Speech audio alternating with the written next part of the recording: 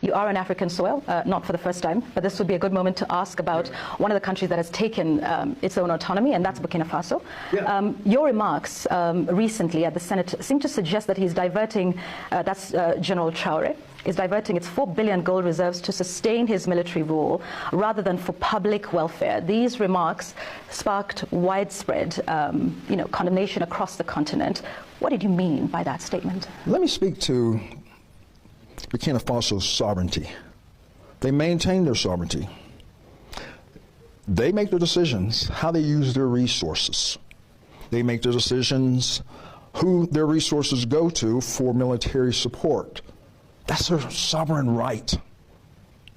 But my cautionary tale was just from a military perspective. That was a Senate Armed Services Committee asking me a direct question.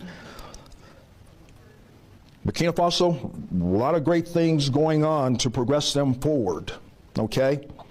But then when you look at the military part of it, knowing that that's the epicenter of global terrorism, it was my time to illuminate that this is probably their weakest point, and there needs to be sufficient resources going towards for the whole fight of terrorism in that country, period.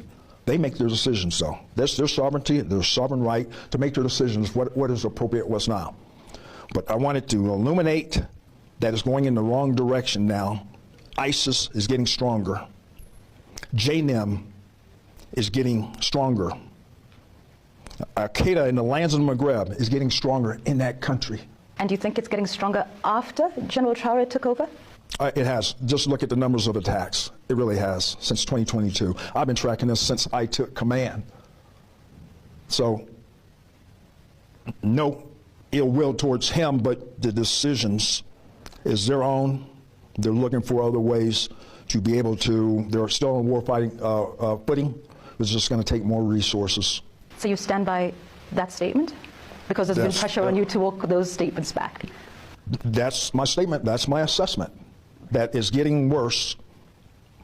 More needs to be done for not just local, but whole of country, because of these violent extremist organizations are seeking revenue, they're seeking resources, they're seeking recruiting from the Burkinabe people, and they're seeking refuge within their country. That threatens their sovereignty. And that threatens America's interest? Say again? Does that then threaten America's interest? Yes, thank you for asking that. Because especially ISIS.